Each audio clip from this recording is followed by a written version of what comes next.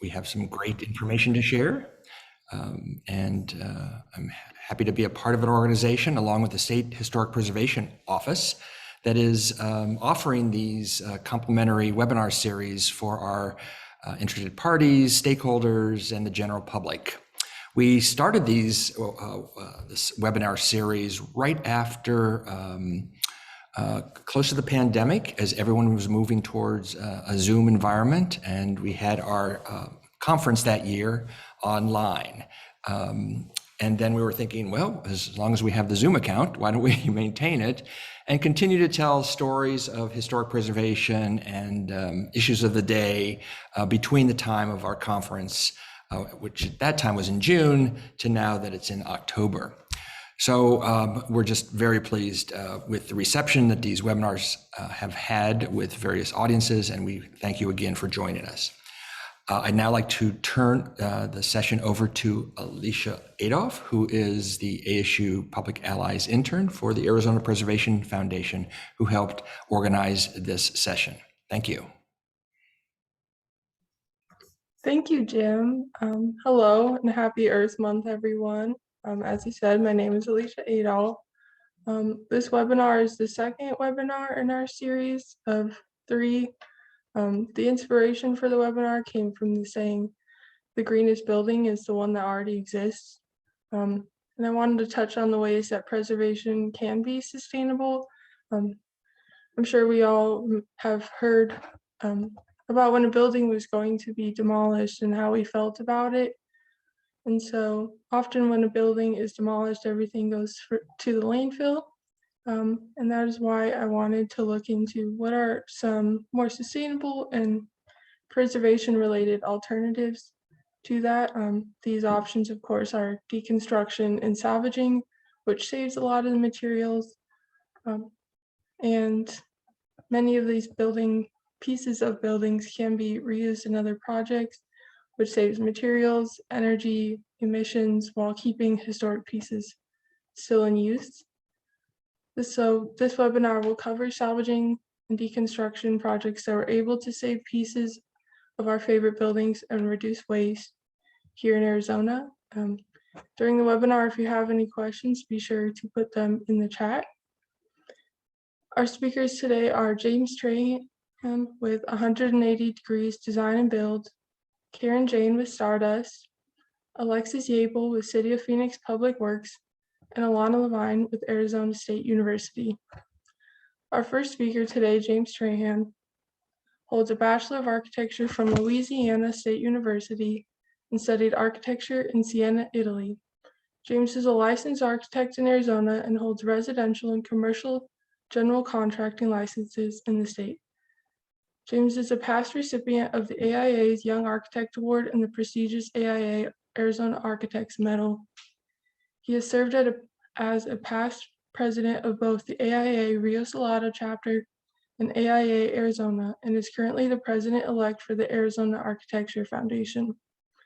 He is the founding partner of 180 Degrees Design and Build, a boutique architecturally led design build firm. The firm's work has been published extensively worldwide, and their first monograph, Making Architecture, was published in 2019 in conjunction with the museum exhibit showcasing the firm's work. In his design approach, James currently focuses on topics of sustainability and innovation in the architecture and construction industry. James has designed and managed educational, religious, recreational, retail, and residential works. He has built work in 18 states. So without further ado, I present to you, James. Thank you, Alicia. All right, let me try to get my screen up. All right, can everyone see the screen?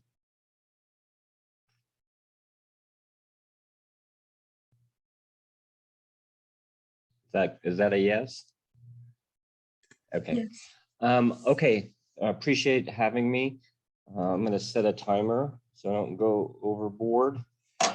I've kind of broken my presentation down into 3 components: preservation, upcycling, and a little bit of architectural salvage. So with that, I'm going to jump into preservation. We're an architect-led design firm, and we've been fortunate enough to work on properties by Al Beadle, Ned Sawyer, and this project here by Taliesin West, which we've done about maybe a dozen projects for them. I'm going to show you two projects today that involve some restoration work and preservation to the existing building. And this was the kitchen of Taliesin West.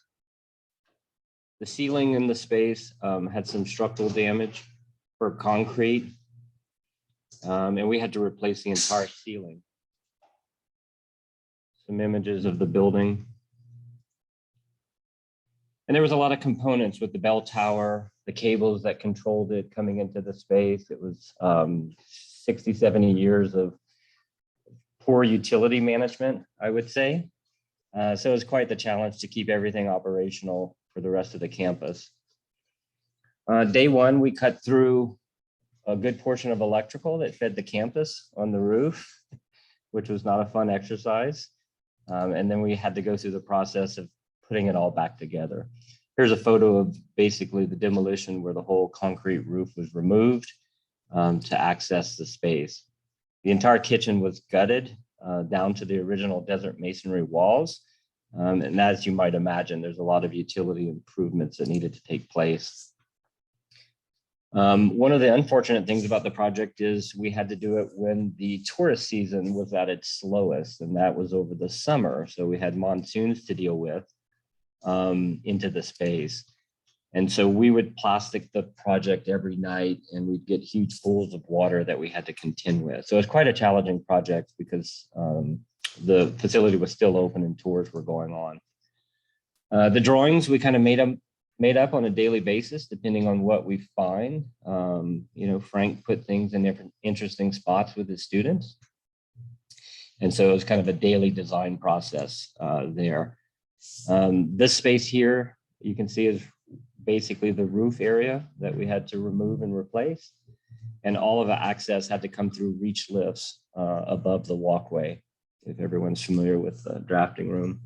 And then we went back to put the infrastructure together. There was quite a bit of conduit that we had to replace in the new concrete lid. And this is us pouring back the concrete lid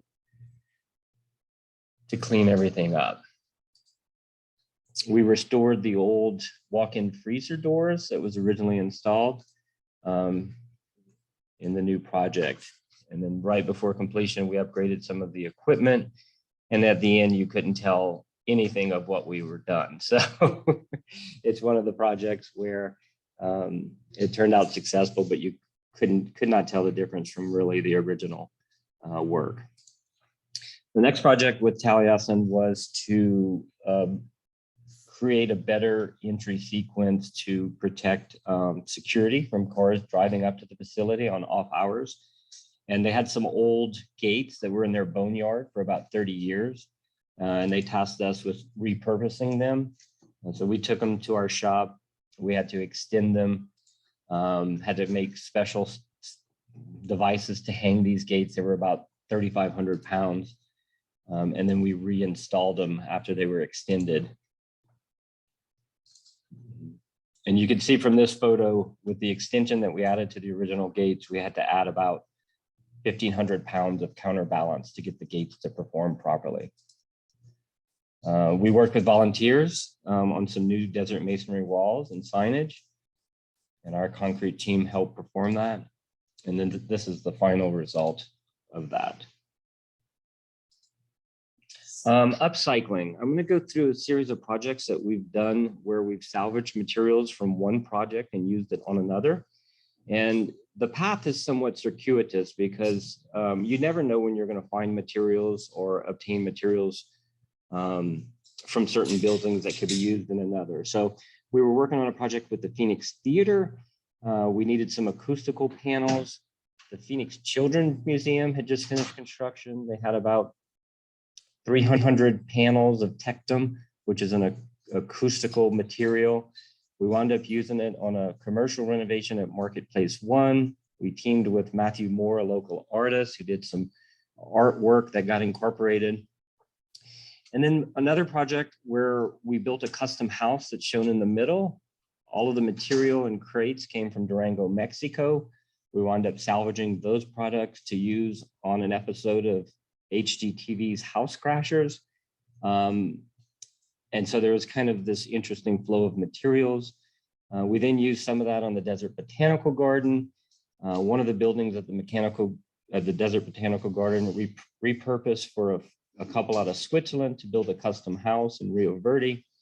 And our last project that we'll show you is we just recently salvaged some beautiful mid-century panels from APS. So a collection of different organizations that we've worked with to recycle material. This is the Tectum panels that we found at the Children's Museum. We utilized it in a unique way for conference rooms for a commercial office suite. So the final result was these floating pieces of Tectum in the conference rooms. And it kind of created a nice warm color in the space. The other thing that was recycled was the elevator walls. This was a custom art piece by Matthew Moore that was in the Phoenix Art Museum. After the exhibit was down, we repurposed it to create the wall of the elevator. So it's an interesting, unique use of some artwork. The next project was this custom house we did in Paradise Valley. We had 24,000 pieces of stone, and the product was delivered in 1,800 crates. And so we wound up with substantial amount of material that we didn't feel should go to the landfill. So we basically took all the crates apart, stacked the lumber, and planned its next use. Next use came in the way of a TV show for House Crashers for HGTV. We had 3 days to construct a wine room on the back of this house in Tempe. And so it was kind of a mad dash to create something simple that we could prefabricate in our shop and then build the whole thing in 3 days. So we created a small party room and a patio, simple shape. This was using all of the crates as ceiling and walls and concrete formwork as the wall paneling. So everything in the space was completely recycled from salvage materials. A couple of renderings that we submitted to the TV show. And this is our shop having random pieces of concrete formwork, prefabricating a lot of the wall and ceiling panels in our shop and getting them ready for the weekend. Custom tables were made. And then the day of, we started on a Friday and we finished on a Sunday. This is us. We thought the quickest way to remove the addition or the Arizona room was to cut it in pieces and rip it out in a Bobcat so we can start concrete within the hour. We had to pour concrete footings the same day. We framed the walls in a couple of hours. And by the end of the second day, we had to have the complete shelter built. This is our team completely worn out. They vowed to never do a TV show again, which I agree with them.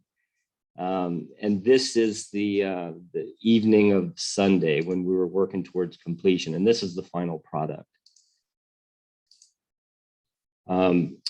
Old bowls, sink bowls were used in creative ways for light fixtures.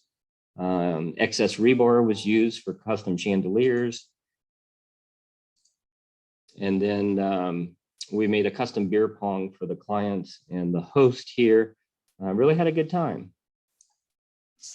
The next project was, we've been working with Collab on the Horticultural Center at the Desert Botanical Garden. And this particular building was their head house where they did propagation, and it was really in bad shape and it was going to be torn down. And so we selectively tore the project down in pieces, and we were working on a custom house for a client out of Switzerland, and they had a really low budget, and we asked them if they wanted us to repurpose this. And they agreed. So we created a simple design. Project is out in Rio Verde, great views of Four Peaks. And this is the reconstructed building into a residence. Very simple, beautiful landscape. It's got we kind of situated where we split the house in two, so it had views of Weaver's Needle, and just a simple adaptive reuse of an existing building in a different type of setting. And this is photos immediately after the house was finished. Next project is Desert Botanical Garden. We redid all of their shade houses and greenhouses. And these were the blocks that stored all the plants. And so we decided to keep them on site, break them in pieces, and create a nice textured wall. And then from that earlier project that we got from the Phoenix Children's Museum, we reused the Tectum panels in this project as well. All of our formwork and a bunch of crates that we got from Intel were broken down to create screen walls on the project. And we had a substantial amount of reused material that were all salvaged. And then a little bit on architectural salvage.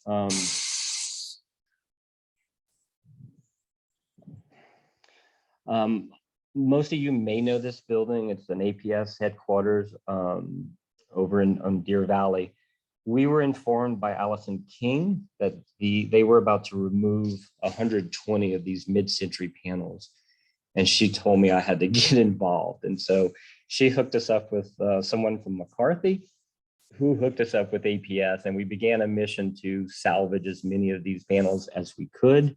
And so over the course of a week, we coordinated with APS and their contractors to remove 95 of these panels and basically store them for reuse. And here's just some of the photos of the restoration. The panels are 17 feet tall, they're 5 feet wide, and they weigh about 3,800 pounds. So it was quite the mission to salvage them. And then what do we do with them? We have several projects in the design phase, and this is a project for Elite Family Services in Chandler. They bought a dollar store, a big concrete box. And so we're looking to reinvigorate it. What can a dollar store be? And so we've designed a new entry sequence, and we've kind of screened the building with these mid-century panels. So we got permits for the first phase, and we're working with the city of Chandler on the phase 2, which is the exterior improvements. And here's some images of what our courtyard will look like with these repurposed panels. And so we're always looking for creative ways to use existing materials, and especially salvaging these. These are the most beautiful pieces that we've salvaged to date. And we currently have it designed on several projects. And if anyone's interested, we only using 22 on this project. And so we have about another 70 that we're looking to find great homes for. And then I'll leave you with 2 slides. We also dabble in artwork. These 2 pieces were designed for a pop-up art show, a one-night show. And these are made out of salvage bales that we acquired from Davis Salvage. And basically, they're about 2 to 3 tons each, and we saw the simple beauty in what they represented. We cleaned them up, we put them on some pedestals, and created some art pieces. And that's the presentation. So appreciate you allowing us to share what we've been up to and what we've been fortunate enough to participate in. Thank you, James. I included some links in the chat for website and an article featuring his work. And a reminder that if you have any questions throughout the presentations, please put them in the chat. Our next speakers are Jayne and Alexis Yaple. Jayne has over 30 years of experience in nonprofit and for-profit leadership, management, program design, and fund development. In 2011, Jayne was appointed to CEO of Stardust, and in her tenure, she has increased conversion rates of usable building materials and launched the Gifts in Kind program, which has distributed more than $75 million worth of reusable household items to fellow nonprofits. Thank you for letting me know. She has served in leadership capacities on the board of the Organization of Nonprofit Executives, as well as the National Building Materials Reuse Association and Social Enterprise Alliance Arizona chapter. Currently, she serves as a board member of the Arizona Recycling Coalition and a member of the U.S. GBC Arizona Market Leadership Advisory Board and the Alliance of Arizona Nonprofits Policy Council. Alexis Yaple has 7 years of experience in sustainability, with 6 of those years specifically in the recycling and waste diversion sector. She has a bachelor's degree in sustainability from Arizona State University. She's worked on the City of Phoenix Zero Waste team since 2017, first as a zero waste specialist and most recently as zero waste coordinator, where she leads the zero waste team. During her time in public works, she has conducted education, outreach, and marketing efforts, launched new programs, organized special events, managed contracts, and overseen grant applications and their respective projects. I present to you Karen and Alexis. Thank you, Alicia. And Jim, you're a hard act to follow. That's some pretty cool stuff. Let me share my screen because I'm gonna start us off.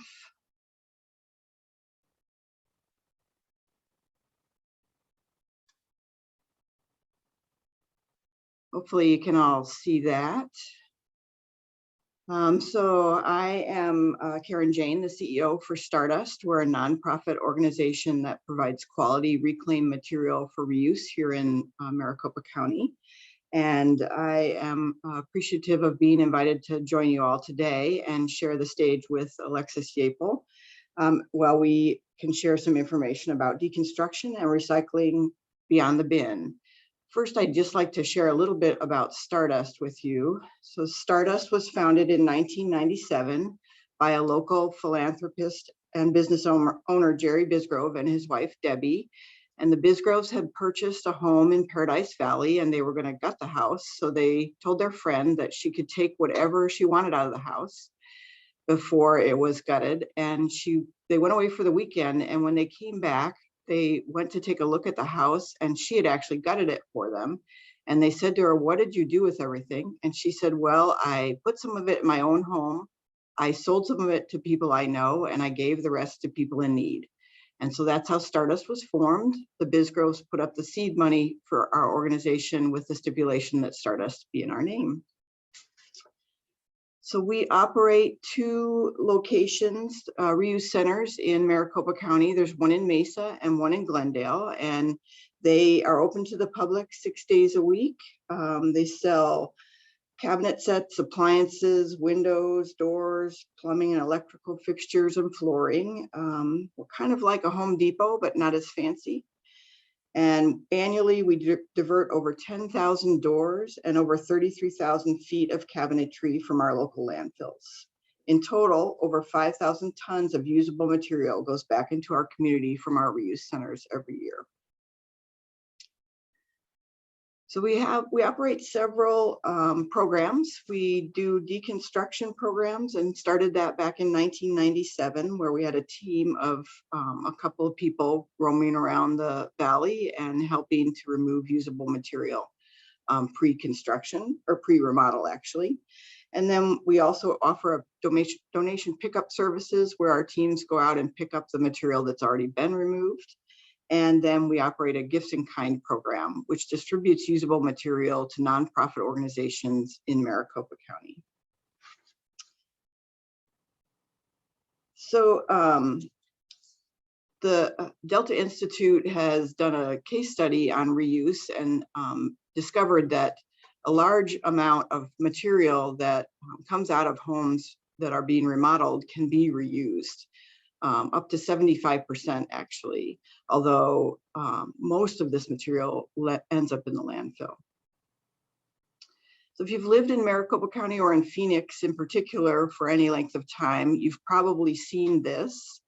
It's generally an indication that these houses behind this gate or this fence are going to be demolished. And it happens all over the city. They end up in this sort of pile of rubble that you're seeing here. And usually, in most cases, there's usable material in those homes that could have been removed prior to demolition. Stardust, actually, there's a couple different kinds of deconstruction. There's full deconstruction or scrape, and then selective or skim deconstruction. Stardust actually does the skim version, and we partner with other organizations who are doing full scrape deconstruction. Deconstruction is an environmentally friendly alternative to demolition, where materials are gently removed for reuse, and it generally provides the highest quality reusable material. Several benefits to deconstruction. It helps protect our environment by reducing the amount of usable materials in our landfills. It helps our community by making high quality materials available to environmental supporters, DIY enthusiasts, low-income homeowners, and landlords repairing or renovating properties so they can keep their rents low. It also helps neighborhoods maintain their properties and helps to just generally improve the neighborhood. And it's a low-cost alternative to demolition, saving money for the homeowner who is remodeling. In the case of historic preservation, it's certainly not what you're preferring, but ultimately, if the building is going to be demolished, it's at least a way to salvage materials that once they go to the landfill would be lost forever. Well, there's not a large number of activities in terms of salvage or deconstruction of historic properties in Phoenix that Stardust has been involved in. We were involved in the Lures building back in 2014. Michelle Dodds from the City of Phoenix Historic Preservation connected me with the Hanshi Corporation, who was planning on renovating this building. It's now a hotel and multi-use facility, and they were interested in deconstruction prior to the remodel so that they could save some of the historic materials. So in the spring of 2014, Stardust provided deconstruction services on this unique historic property. And the materials, they're, at least from our perspective, are unusual for Stardust. We don't see these very often, even though there's a market for them in our community. Because they're so unusual, we had some fun with the materials and set up a pop-up shop in one of our locations. And we were open for 2 hours on one night in June. Mayor Stanton joined us, and also the Lures family had several members from their family join us. And we had a bit of fun with their family tree, and they shared some very wild and crazy things they used to do back in the day, like swim in the canals here in Phoenix, which probably you're not supposed to do. The pop-up shop was a real hit, and the products were pretty much sold out within the 2 hours that we were open that night. Stardust also is involved in advocating for deconstruction. We have a PR campaign that we run called Don't Demolish, Deconstruct. We do several activities, including we host a Valley of the Sun deconstruction work group on the second Monday of every month from 1 to 2 p.m. It's a virtual event, so if anyone is interested, please let me know. We'll connect you to the event. And we host speakers from across the country, from cities who have done work on creating and establishing deconstruction ordinances or executive orders that will help to promote deconstruction prior to demolition. And we've been talking with City of Phoenix about potential pilot projects we could do within historic preservation to test the waters for deconstruction prior to demolition. We've also created a 2.5-minute video that is generic, and it educates folks on deconstruction as practice prior to demolition. If you're interested in a copy of that video, we would be glad to share it with anyone. It can be customized to your organization or city. And then we support and manage a website called reusearizona.org. It also is not branded to Stardust. It's generic and promotes reuse across our state. So if you know of organizations that are reuse-based, we'd be glad to add them if they're not already on that site. Ultimately, Stardust envisions a future without waste, a sustainable community where resources are reused and redistributed. And we welcome the opportunity to work with government agencies, businesses, and nonprofit organizations to help deconstruction, building material reuse, and reuse in general, as it will ensure historic materials are not lost forever. And it will help us create a more sustainable world. Thank you again for including me today. If you have any questions, please feel free to reach out, or I'll stick around if they are in the chat.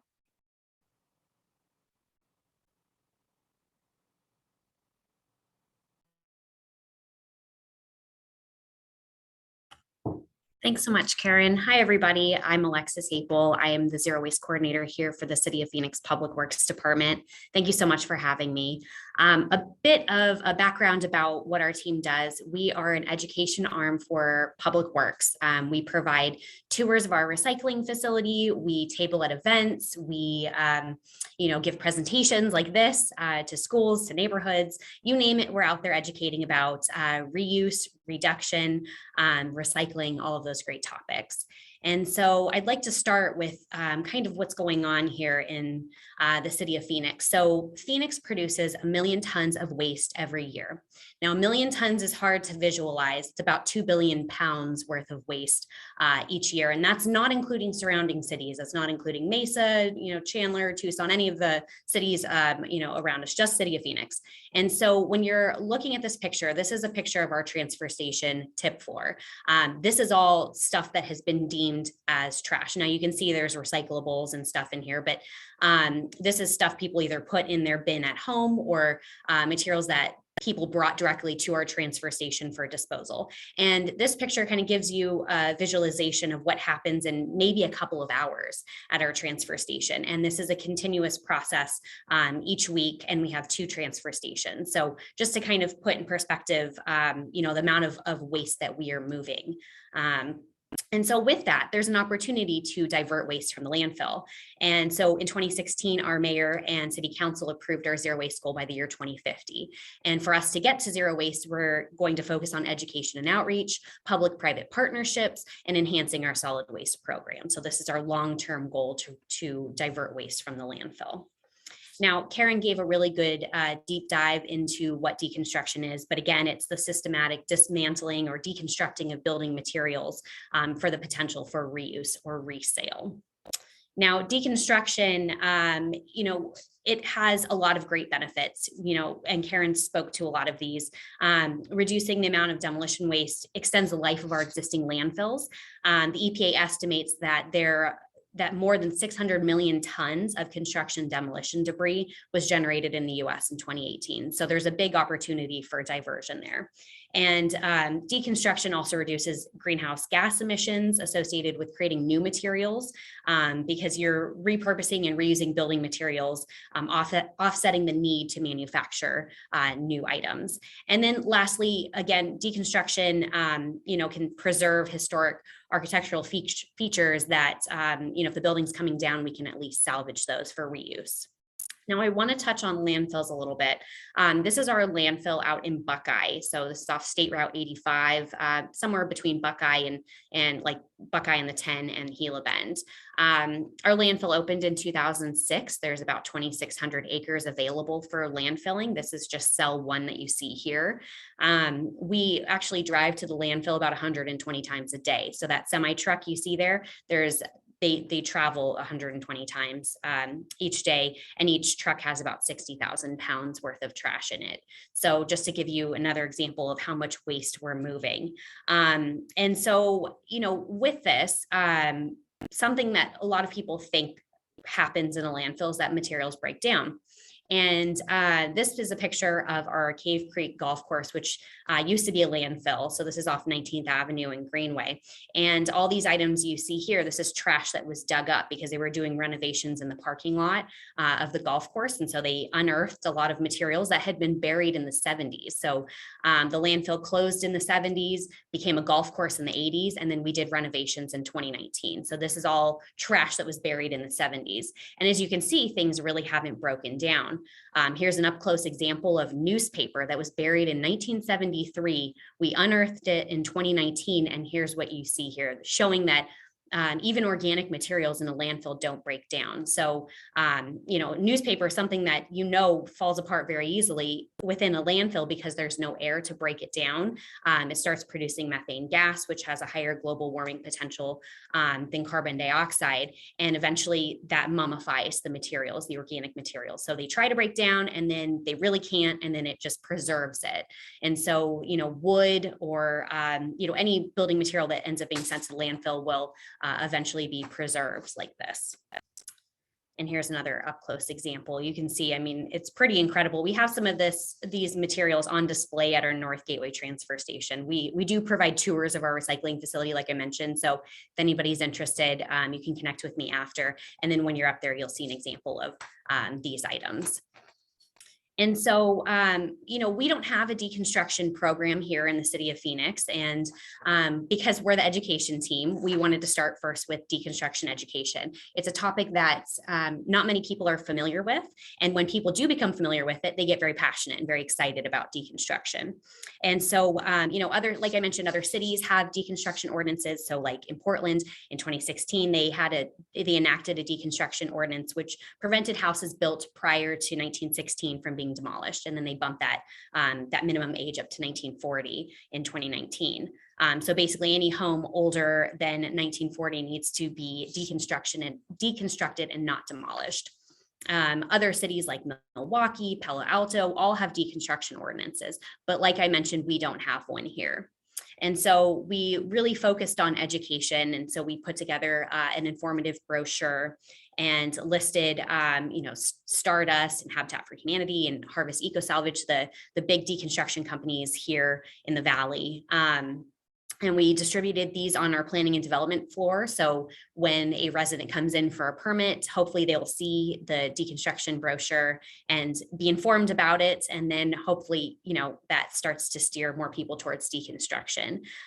This all happened about February 2020. We were putting the brochure together. We were ready to roll out a big marketing campaign on planning and development's floor here in City Hall. And then COVID happened in March 2020. So City Hall was cut from having any foot traffic, and you could only come into City Hall if you had an appointment. So we're still under those guidelines right now, but when things reopen for normal foot traffic, then we will start that marketing campaign again. But in addition to the brochure, we launched a website. We hosted that video that Karen had mentioned. We linked to that Reuse Arizona webpage, and then linked this page to our transfer station page, planning and developments page. And so hopefully getting people to become more familiar with deconstruction. And then Karen also mentioned the planning, the work group that's hosted every month. We're also a part of that, exploring what other cities are doing, how deconstruction can look here in the city of Phoenix, because every city has it very different. So, it could be based on the age of the home, based on a historic designation. There are some cities that have, like, every home can't be demolished. It has to go through deconstruction. So we're just trying to understand what's out there, what other cities are doing, and how it could work for us. And so that's my presentation. Thank you so much for having me. Thank you so much, Alexis and Karen. I definitely learned a lot.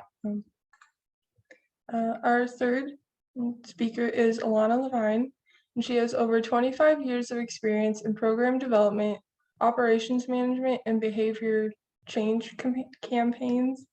As director in ASU Facilities Development and Management, she oversees the Zero Waste Initiative and ground services, including recycling and solid waste operations, zero waste marketing, the ASU Arboretum, and campus harvest programs. Before joining ASU, Alana was the Arizona State Programs Director for the National Alliance on Mental Illness, developing advocacy, marketing, and policy campaigns. She previously ran recycling and waste reduction, advocacy, and operations at MIT and the University of Arizona. As a student, Alana worked on land use and environmental justice campaigns for several national organizations as a lobbyist, spokesperson, and campaign coordinator. I present Alana. Thank you so much. A lot of hard acts to follow here. Can everybody see my screen? Excellent. So I'm going to talk on a little different scale, somewhere in between City of Phoenix scale and the scale that James talked about And I'll talk about a project where we really sought to create a model for ASU around deconstruction, create some SOP, sequencing, things like that. So just real quick about ASU, not sure if anybody's heard of us, if you've seen a bus drive by. We are a global leader in sustainability. We are #1 in some of the higher education sustainability rating groups. So Sierra Club, HE Stars Platinum, and then from Times Higher Education, we are #1. We are a Tree Campus USA. We're an active arboretum, Tempe campuses, and our Polytechnic campus is a desert arboretum. We are the first school of sustainability in the world. We're at Fair Trade University, and we have an A+ rating from PETA on our vegan report card. In terms of building, we do have a lot of LEED certified buildings. We have 7 that are platinum, 34 that are gold, 24 silver, and 1 that's certified. And our gross square footage, actually almost 25% of our gross square footage at ASU is LEED certified. So we take our sustainability as well as our sustainability in our building and our deconstruction really, really seriously. So the project that I'm going to talk about today is we tore down an old building and put up a new one. We wanted to erect, and this is back in 2016, 2017. We wanted to build our most sustainable building, which ended up being our student pavilion. And I'll talk about that in a second. But the old building that we were taking down, UASB, Undergraduate Academic Services Building, was built in the 50s. I believe it was 1956 was the year the building was built. We did demo it in the spring of 2016, and we used this as a pilot for creating the protocols and creating all the documents that we needed to create and everything, an SOP around deconstruction for ASU. So this was the first project where they had a sustainability professional, me, working on a project full time. And I was working on that project, and it was in addition to everything else that was going on. So I attended every OAC meeting. I was on site all the time, things like that. But that's really what needed to happen, is for a sustainability professional to be really embedded into the entire process of tearing down and then building a new building. So these are just a few pictures. This was a picture inside of the old UASB, and this is after we had done a lot of gutting, and I'll get to some of that procedure in a little bit here. But just a couple of other pictures of the deconstruction of us tearing down. This is really in the stage after we had done all the cherry picking that was needed from the building. And this is actually in the Cora campus. I'm not sure if people are familiar with Tempe campus, but this is just north of the Memorial Union. So this building, this whole thing was happening really at the very center of our campus, in the busiest spot for a Tempe campus. So the new building that we built in its place, called the Student Pavilion, this is a picture of during construction. It was in March 2016, and we did open it in August of 2017. We'd used a separate demolition company than the construction company, which is a little unique for us. And we did that really purposefully so that we could create very distinct processes that were for deconstruction, really just for bringing the building down, the old building down. This is our first net zero energy building, and we also seek to be net zero waste.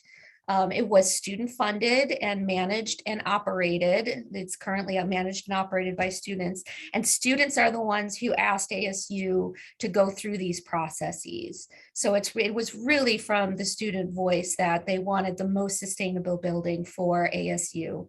And in this building is housed like student government. There's all kinds of student events that happen in this building, things like that. It is powered by our Power Parasol, which is right out front. I'll have some pictures of that for everybody. A lot of different features of sustainability in this newer building that we built.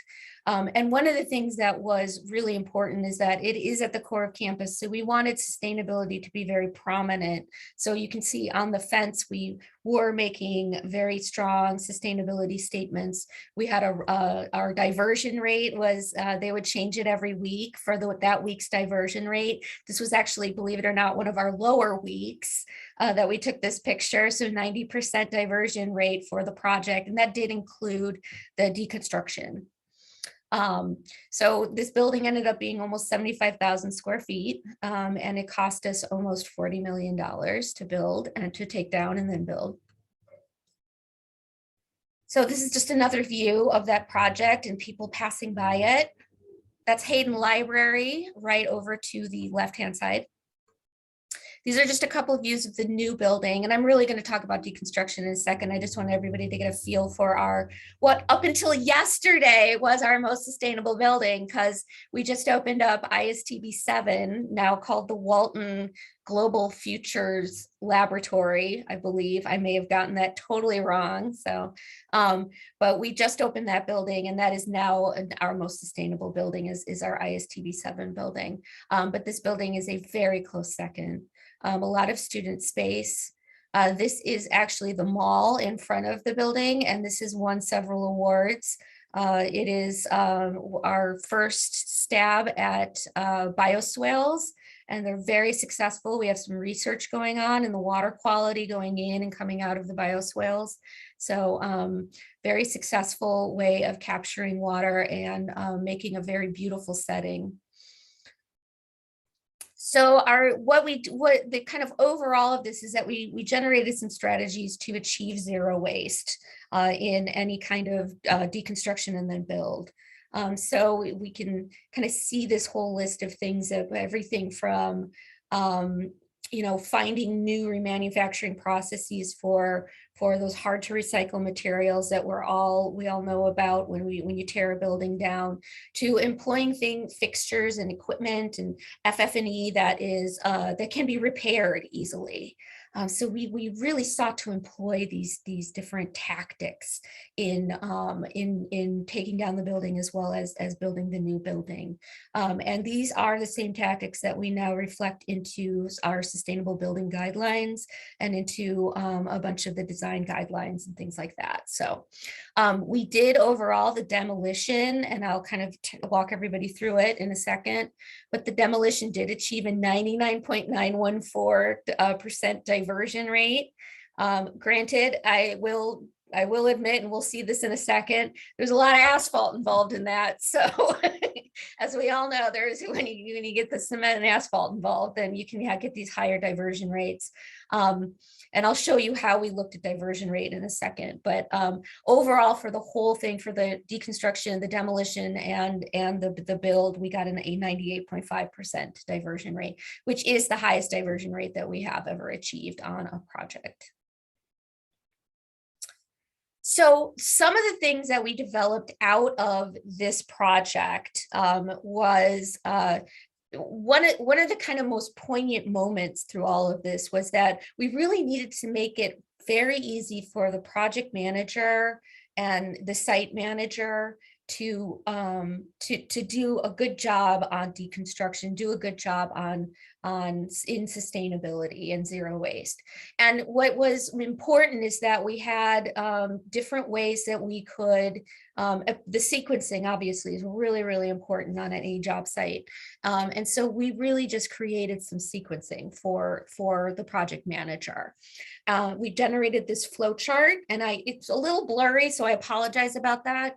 But this is really the flow chart that we use when we go into any deconstruction, when we start to tear a building down. So we first create our hazardous waste assessment and a removal plan for that. And in the case of UASB, we did have things like leaded paint. I mean, it was an older building, so lots of stuff that needed to be abated. Then we do a zero waste walkthrough, and we develop the concept behind deconstruction. And then we move into things like a reuse walkthrough for an internal reuse walkthrough.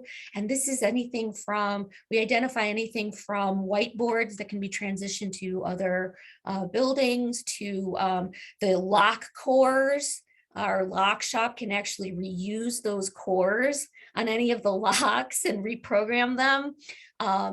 There's a lot of stuff involving UTO, our University Technology Office, that they can salvage and reuse. So there's a bunch of stuff that we can actually reuse internally.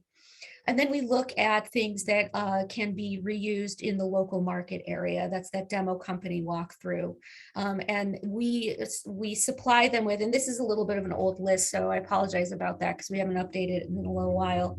But we really very much spell it out for our partner demolition company. These are the places that you need to filter these types of materials into. So we create this distinct list of where they can take things and where they can talk to different companies that are willing to take different things that we can kind of harvest out of the buildings. We can cherry pick out of buildings. We then finalize the site plan. And then we start into our ASU reuse removal. And that's kind of going up into the right-hand side of the screen. And we involve all kinds of different groups, including like grounds. We harvested a bunch of the plants that were around the building, and we just replanted them other places. So even to that extent, but obviously our shops can reuse fixtures. The academic departments, we actually put some of the materials into our Herberger Institute for the Arts, and they did things like made hand-carved bowls out of stuff and, used the materials in art projects. So really looking at the highest use possible. And then of course we move into where the contractor takes over, and then they could become creative with the stuff that they think they can reuse. So we also created disposal hierarchy. So this very much obviously mimics the EPA waste hierarchy. We made it very specific to ASU and very specific to construction. And we did put this, you can see the 1, 2, 3, and I'll show you what meaning that has in the next slide. But we basically just rephrased a lot of the waste hierarchy so that it fit into a demolition construction situation. And I'm more than happy to, by the way, I'm more than happy to share all of these slides with anybody. And what we landed on with our whole demo, our deconstruction, was that we looked at all of the numbers that came out of, this is a typical kind of, well, this isn't quite the typical deconstruction or demo report that you get on waste, but we had them list everything out, and we re-envisioned what diversion rate really means. So instead of saying, okay, well, we got a 99.91% diversion rate, we wanted to really dig down deeper into what that actually meant. And so that rating system that I have here, 1, 2, 3, we actually superimposed those categories onto the diversion rate, onto the tonnage, and came up with different rates. So what our rate of local was. So did materials stay local? What the rate of the number 1 materials were, the reuse, resale, and donation materials, what the rate of composting was in recycling, and straight up recycling, the difficult to recycle. So you could see that we look at the diversion rate in several different lights so that we really understand how sustainable we're really being with it. With any of our demolitions. And we want to then improve on that. So we obviously want to get more than a 0.43% rate, resale, reuse, resale, donation rate on any of our projects. So it's easy to just kind of look at a diversion rate and say, okay, we're going to achieve, even better than 99 point whatever. But it's even harder to say we're going to consistently search for higher and higher uses for the material in any of these projects. So that's what I have for you. And we do utilize these different flow charts and the hierarchy and things like that. We do utilize these in projects. We are due to kind of reevaluate the whole program and really become much better at utilizing this stuff. But a lot of this is worked into things like project initiation documents, our design guidelines, things like that. So So there you go. Thank you, Alana. Thank you to all of our speakers for sharing your knowledge with us here today. We are now going to the Q&A session. If anyone has any questions, please put them in the chat. Our first question that we had from the chat was for James, and it said, have you experienced any challenges with permitting or liability warranty questions related to repurposing the building products? And James, you did answer in the chat, but just in case. Yeah, we haven't seen any issues with municipalities as far as approving reclaimed products, as long as the engineering works. Warranty, we don't warranty, used products per se, but we'll warranty the installation. So since we're the designer and the builder on most of these projects, we kind of assume the liability for both. And so it's just part of, recycling. So, but not too many problems. Okay, thank you. And our next question is also for James, and it says, are you seeing increasing interest and/or residential commissions that leverage reused materials? Not specifically. I think our process is very fluid. So most of the times we're bringing to the table reclaimed products from one project to utilize in the design of another. So if we're in a current state of deconstruction or demolition on a particular project, we might find components that we can reuse on a design that we're currently working on. And so we really bounce around quite a bit to what those opportunities are.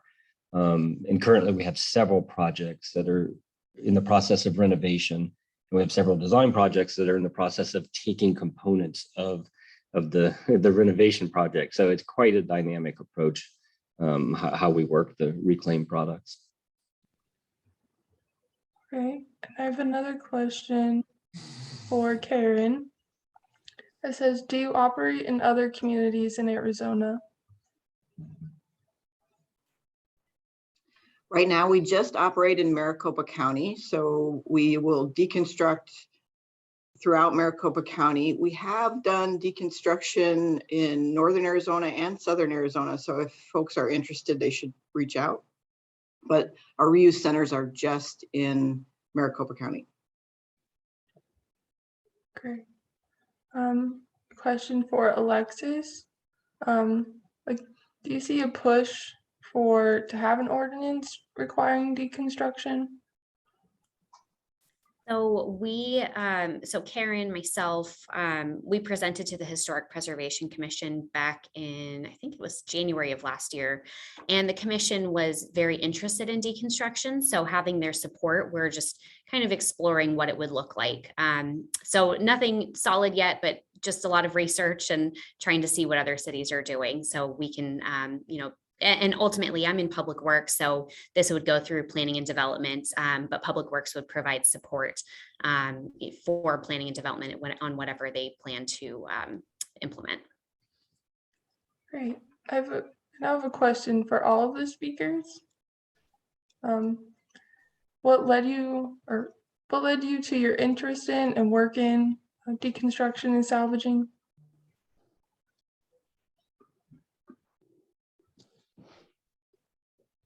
I'll start.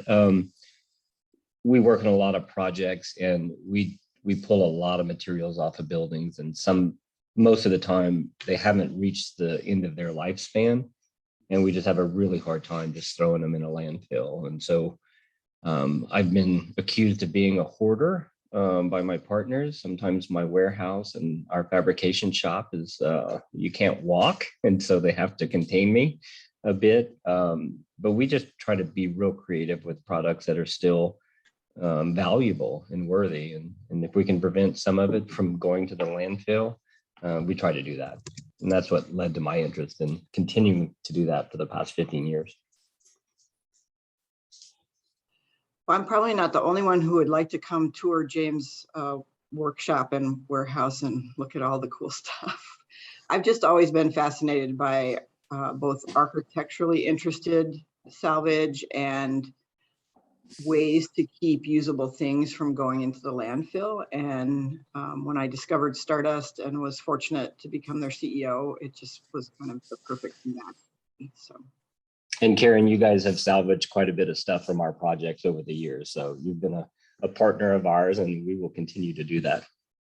Good to know. Thank you. And again, if you're ever opening your shop for tours, I'm on the list. Come by anytime. We're in the midst of a renovation, and it's kind of a mess, but we're improving. I'm kind of echoing the rest of the group here.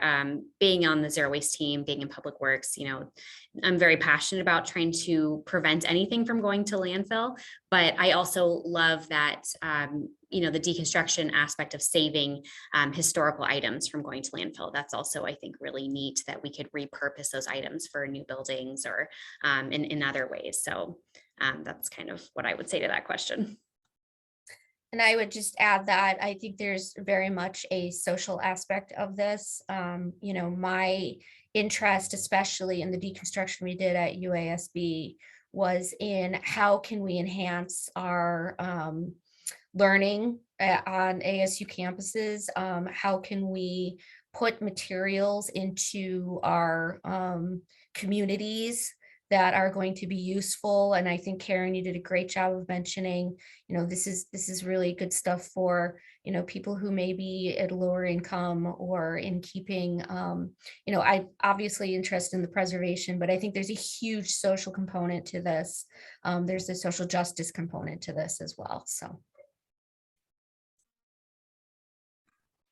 Definitely. We find not only that landlords are able to keep rents lower by using Stardust materials to repair or renovate, also homeowners who are able to keep their homes in good repair, and that just lifts the neighborhood up and keeps it safer and more livable for the community. So I think reuse is a great solution for lots of social issues that we're seeing today. A quick note, we had to take down a couple of olive trees on the site for where we demoed UASB, and the burls are very beautiful in those olive trees and very desirable. And those actually went into a local program for at-risk youth working in carpentry. So I think there's just a vast untapped possibilities in being able to enhance our communities in deconstruction. Going off that, what would you say that we as community members can do to help in the deconstruction efforts?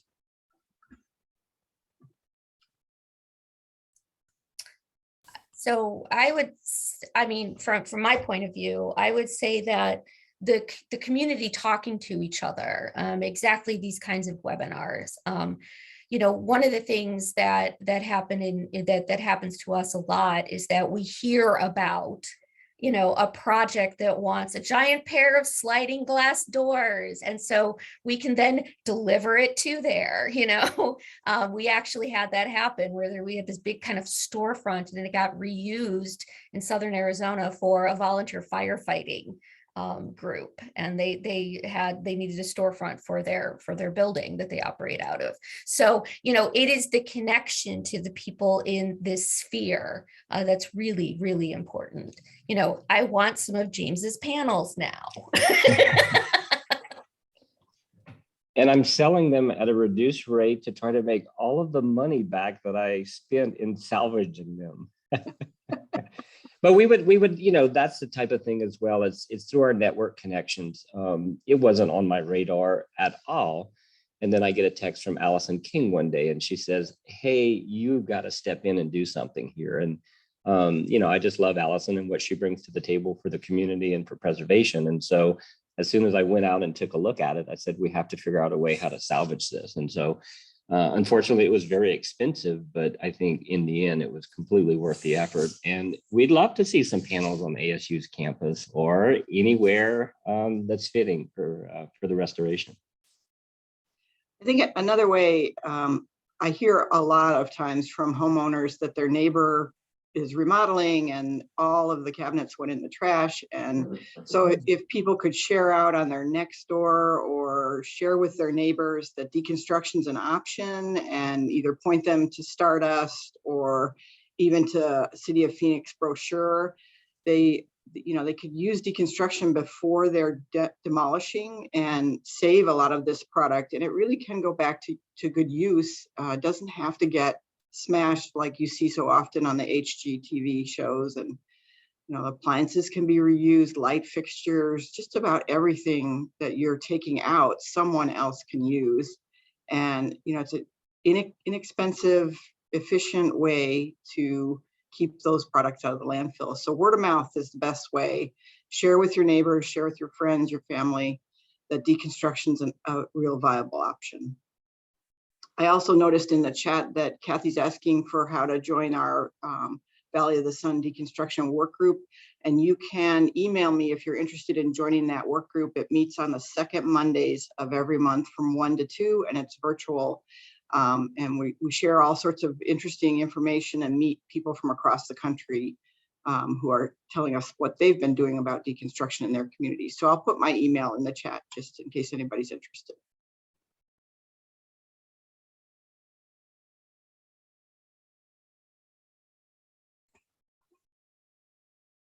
Donna shared that her neighborhood has a deconstruction option. Well, thank you all for your questions, and thank you all. I'm now going to put a list of resources, additional resources, if you're looking for them, in the chat.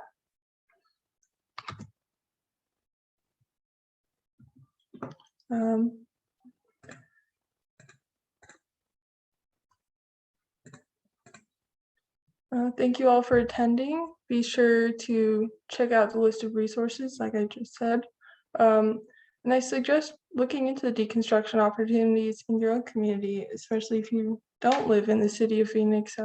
Look to see what your city has. This webinar was recorded and will be on our webinar page on our website and our YouTube channel. Those links are also in the chat. Our YouTube channel is Arizona Historic Preservation. Thank you again to our speakers for your time today and for all of you attending. Be sure to check out part 3 of this webinar on May 18th on sustainable design of historic buildings. And we will also be having a webinar called How a Single Citizen Can Make a Difference in Historic Preservation, presented by Steve Schumacher on May 4th from 1 to 2:30 p.m. So be on the lookout for that as well. Thank you all, and I hope you have a wonderful day today. Thank you. Thank you.